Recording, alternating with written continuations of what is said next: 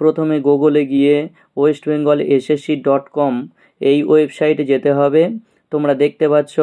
তারপরে এখানে একটু ওয়েট করতে হবে, কারণ সার্ভারে কিন্তু খুব সমস্যা হচ্ছিল, তো একটু তোমরা ওয়েট করো। এরপর নতুন একটা পেজ ওপেন হবে।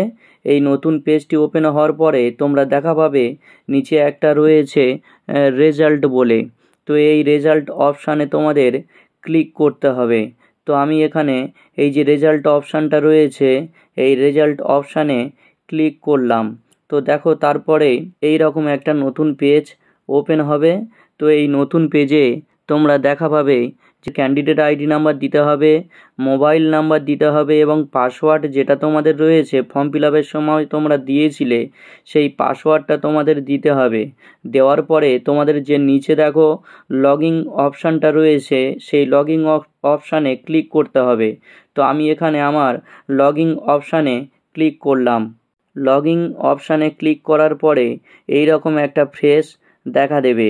তো তোমরা দেখতে পাচ্ছ এখানে বাঁদিকে একটা রেজাল্ট বলে অপশান রয়েছে।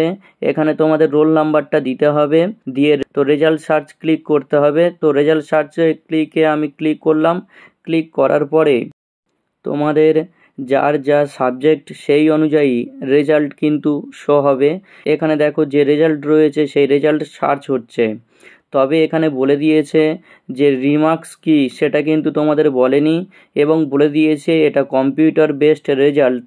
যদি তোমাদের কারোর কোনো এই রেজাল্টের সমস্যা থাকে তাহলে কিন্তু 7 দিনের মধ্যে WBSSCর সাথে যোগাযোগ করতে বলা হয়েছে।